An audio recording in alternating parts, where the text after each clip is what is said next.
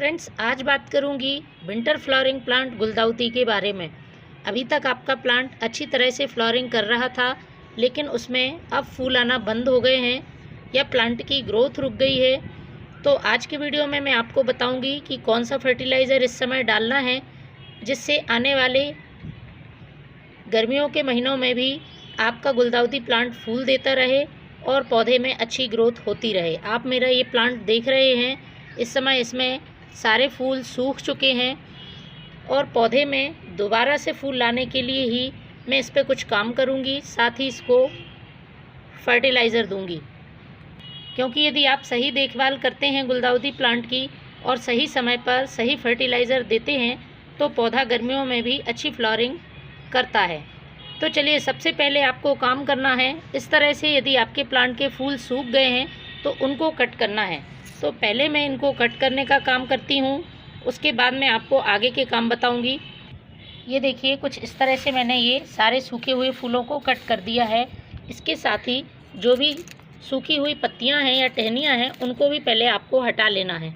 तो फ्रेंड्स देखिए, मैंने इसकी सारी सूखी हुई टहनियाँ और पत्तियाँ कट कर दी हैं, फूल भी हटा दिए हैं। इसे ही नहीं, मैंने अपने बहुत सारे प्लांट्स पे ये काम किया है। और इस प्लांट्स पे देखिए, मैंने कुछ दिन पहले ही काम किया था और इसमें आप देख रहे होंगे नई बर्ड्स आने लगी हैं। इस तरह से पौधा फिर से फूल देना शुरू कर देगा। तो अब इसके बाद आपको करना है इसमें नीम ऑयल का स्प्रे। तो नीम ऑयल का स्प्रे करने से पहले हम मिट्टी की अच्छी तरह से गुड़ाई करेंगे।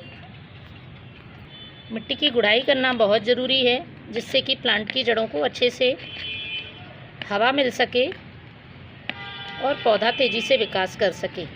गुड़ाई करने के बाद अब मैं करूँगी इसमें नीम ऑयल का स्प्रे। नीम ऑयल का स्प्रे करना इसलिए ज़रूरी है क्योंकि आपने देखा होगा सर्दियों के टाइम में इसमें एफिड्स वगैरह अटैक कर देते हैं और इंसेक्ट की वजह से प्लांट अच्छी तरह से फूल नहीं दे पाता है। तो नीम ऑयल मैं पहले इस पर स्प्रे कर देती हूँ। वैसे भी आपको 15 दिन में एक बार नीम ऑयल का स्प्रे करना है, जिससे कि प्लांट हरा भरा स्वस्थ रहे। इस तरह से स्प्रे करने के बाद अब आपको प्लांट में फर्टिलाइज़र देना है। तो इस समय आपको मैं 2 फर्टिलाइज़र बताऊंगी। एनपीके के साथ साथ कई माइक्रोन्यूट्रिएंट से भरपूर हैं और दोनों ही फर्टिलाइज़र प्लांट में अच्छी फ्लावरिंग करेंगे। इसके साथ ही पौधे की ग्रोथ अच्छी होगी। जब तक नई ग्रोथ शुरू नहीं होगी पौधा कलियां नहीं बनाएगा। इसलिए इस तरह का फर्टिलाइज़र अभी आपको डालना है, जिससे कि पौधा तेज़ी से नई ग्रोथ करें। इसी तरह से देखिए, मैं अपने सभी प्लांट्स पर फर्टिलाइज़र डालने वाली हूँ। ये मैंने इस तरह से कट कर दिए हैं। इन फूलों को आपको फेंकना नहीं है, इनसे आप कंपोस्ट तैयार कर सकते हैं। तो चलिए, फर्टिलाइज़र के लिए पहला फर्टिलाइज़र हमें डालना है इसमें वर्मी कंपोस्ट। आप कोई सा दूसरा भी कंपोस्ट यूज़ कर सकते हैं, पुराने गोबर का खाद ले सकते हैं। पौधे के संपूर्ण विकास के लिए वर्मी कंपोस्ट एक बहुत ही पावरफुल उपयोगी फर्टिलाइज़र है। ये जैविक खाद होता है, पौधे पर किसी तरह का साइड इफ़ेक्ट नहीं करता है। इसलिए महीने में एक बार आपको अपने प्लांट पर कंपोस्ट का यूज़ ज़रूर करना चाहिए। तो मैंने 1 मुट्ठी भर के वर्मी कंपोस्ट डाल दिया है। इससे पौधे की नई ग्रोथ होगी, पौधा घना बनेगा और पौधे की जड़ें मजबूती से विकास करेंगी। इसका रिज़ल्ट भी मैं आपको अगले वीडियो में बताऊंगी कि किस तरह से इसमें दोबारा से फ्लावरिंग शुरू हुई है। अब दूसरा फर्टिलाइज़र और डालना है, जो कि पोटेशियम से भरपूर है। तो फ्रेंड्स, दूसरा फर्टिलाइज़र है प्याज के छिलके का फर्टिलाइज़र। प्याज के छिलके में अच्छी मात्रा में पोटेशियम होता है।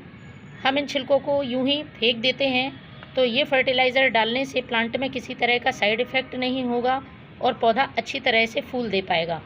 तो इसके लिए आपको करना है 1 लीटर पानी में 2 मुट्ठी प्याज का छिलका 1 दिन के लिए भिगाकर रख देना है।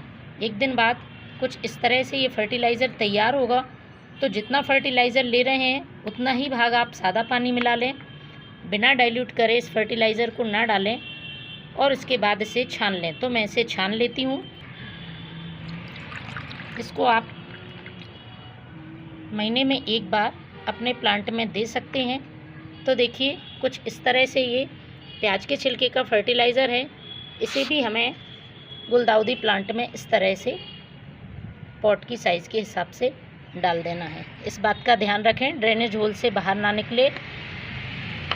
वाटरिंग करने की ज़रूरत नहीं है क्योंकि हमने लिक्विड फर्टिलाइज़र अभी डाल दिया है। आप अगले दिन पानी डाल सकते हैं। इसके साथ ही पौधे में आपको वाटरिंग का भी ध्यान रखना है, ओवर वाटरिंग नहीं करनी है। यदि आप इन बातों का ध्यान रखते हैं और ये फर्टिलाइज़र देते हैं तो आने वाली गर्मियों के महीनों में भी आपका गुलदाउदी प्लांट अच्छी तरह से फूल दे पाएगा। Thank you.